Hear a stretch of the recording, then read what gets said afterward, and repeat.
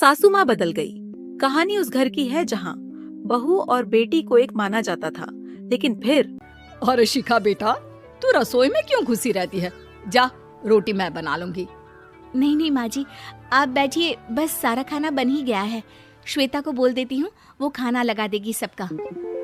Sorry भाभी, मेरे पास वक्त नहीं है। माँ, मुझे पैसे देना, पार्लर जाना है। हाँ हाँ चली जाना, भाभी को भी ले जाना। वो भी जाने को बोल रही थी पार्लर, पर पहले ना मदद कर दे उसके खाना लगाने में। देख माँ, वो बहू है, उसे बहू रहने देना। इतना सर पर मत चढ़ा भाभी को। श्वेता, ज्यादा मत बोला कर। बहू और बेटी में कोई फर्क नहीं होता है। जा जाकर काम कर। ननद को माँ का भाभी से इस तरह प्यार करना बिल्कुल अच्छा नहीं लगता। वो बार बार किसी न किसी तरह माँ को भाभी के खिलाफ भड़काती रहती, लेकिन कोई फायदा ना होता। एक रोज, अरे बेटे किशन, जा बहू को कहीं घुमा कर ला। सारा दिन घर में काम करती रहती है। हाँ हाँ माँ, हम लोग जा रहे हैं ना गोवा। अच्छा जी, भाभी ने तो हमें बताया भी नहीं। वैसे तो सारी पंचायत करती है, ये गोवा वाली बात क्यों छुपा गई हमसे? अरे क्योंकि उसे खुद नहीं पता था बहन। मुझे टिकट सस्ती मिल रही थी तो मैंने बुक कर दिया। हाँ शिखा, पैकिंग कर ले, संडे हम जा रहे हैं गोवा।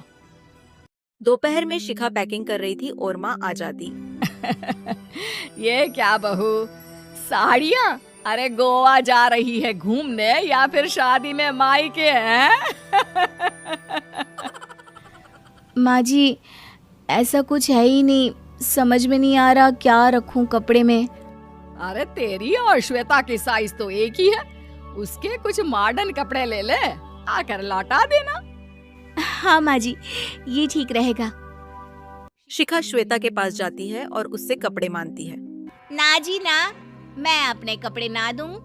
वैसे भी फैल जाएंगे मेरे कपड़े, बहुत महंगे वाले हैं। शिखा मुंह लटकाकर कमरे में आ जाती है तो सास कहती है, चल तैयार हो जा, तुझे मैं शॉपिंग करा कर लाती हूँ गोवा की। बस फिर क्या था, सास बहू निकल जाते हैं मार्केट और एक से एक बढ़कर ड्रेस खरीदकर घर आ जाते हैं। पहले बता देती कि नए कपड़े दिलाने वाली है भाभी को, तो मैं अपने ही दे देती ना भाभी को, मुझे दिला देती नए कपड़े। देख श्वेता, परिवार का मतलब सबके साथ रहना होता है, ना कि सिर्फ अपना सोचना। वैसे भी तुझे अच्छे संस्कार सीखने चाहिए। और रही बात कपड़ों की, तो शिखा, आज से घर पर भी तू मॉडर्न कपड़े ही पहनेगी। कोई जरूरत नहीं है ये साड़ी वाड़ी लपेटने की। और किया।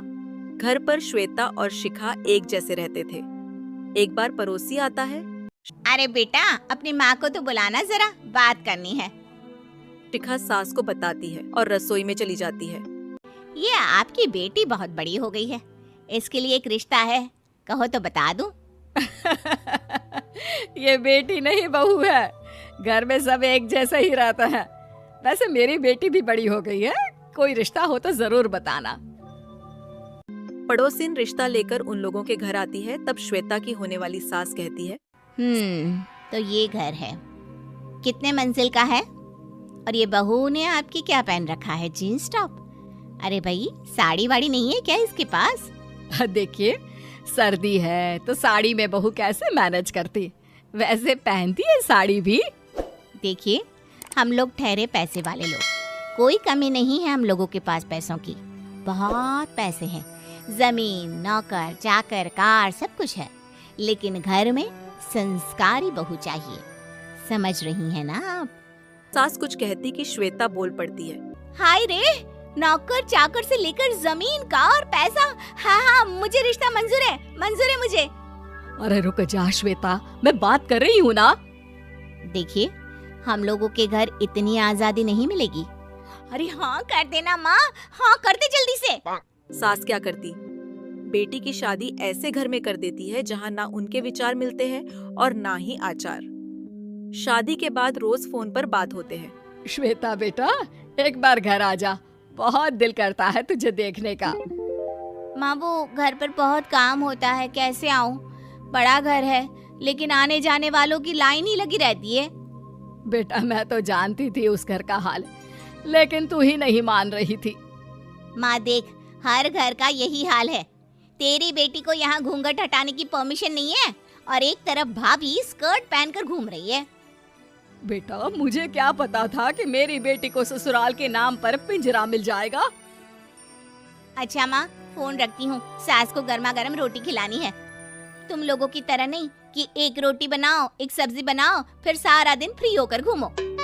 सास ने फोन तो रख देती है, लेकिन सोच में पड़ जाती है कि एक तरफ बेटी जिसे कोई आजादी नहीं मिलता और उसे तरफ बहू जिसे देखकर लगता ही नहीं कि उसकी शादी भी हुई है। शिखा, अरे ओ शिखा। हाँ माँ, क्या हुआ? कुछ चाहिए आपको? मैं जिम जा रही थी। जिम के कपड़ों में बहू को देखकर सास को घूंघट में अपनी बेटी का ख्याल आता है। देख बहू, घर में बहू की तरह रहा कर। इतने टाइट कपड़े पहनकर जिम जाना पसंद नहीं मुझे। जा जाकर रोटी बना। रोटी? माँ अभी तो शाम की 6 बजे हैं, इस वक्त रोटी? अब क्या मेरे खाने पीने पर भी पहरा है? अरे जब मर्जी तब मैं अपने घर में खा भी नहीं सकती क्या? अगले पाल बहू को अजीब लगता है।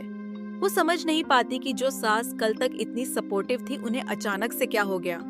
वो किचन में जाती है, गर्म रोटी के साथ 2 तरह की सब्जी, रायता, सलाद सब लेकर सास के पास आती है। माँ जी, खाना।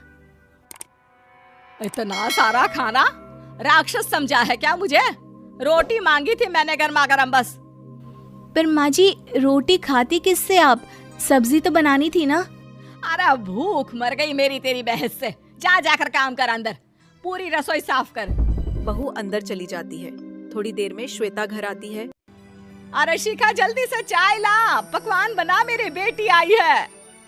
अरे नहीं नहीं माँ, ड्राइवर बाहर खड़ा है। मैं तो घर का कोई सामान खरीदने के बहाने यहाँ आ गई हूँ, मुझे जाना होगा। अरे बेटा, पर कितने दिनों बाद देख रही हूँ तुझे। रहने आ जाना 2-4 दिन के लिए। आ जाऊंगी माँ, जब मेरी सास मरेगी तब। मैं तो रोज मन्नत मानती हूँ कि मेरी सास मर जाए तो अच्छा है। अच्छा चल, जा रही हूँ माँ। हे भगवान, कैसे कैसे दिन देखने पड़ रहे हैं मेरी बेटी को। इसके बाद सास अंदर जाती है, जहाँ श्वेता के जिम वाले सहेली का फोन आया होता है। क्या बात है, आज जिम नहीं आई? अरे पता नहीं यार, आज माँ को क्या हो गया अचानक। पर खैर कोई नहीं, लगता नहीं कि मैं अब जिम आ पाऊंगी। शिखा स्पीकर पर बात कर रही थी, जिसे सास सुन रही थी। यार ये सास ना होती ही ऐसी है। मैं तो कहती हूँ बुढ़िया जल्दी मरे और तू आराम से जिए। शिखा को सहेली की बात पर गुस्सा आ जाता है। माँ के मरने की कौन सा बच्चा दुआ मांगता है मोहिनी? आगे से ऐसी बात मेरे सामने मत करना। हमारे घर की शोभा ही माँ है।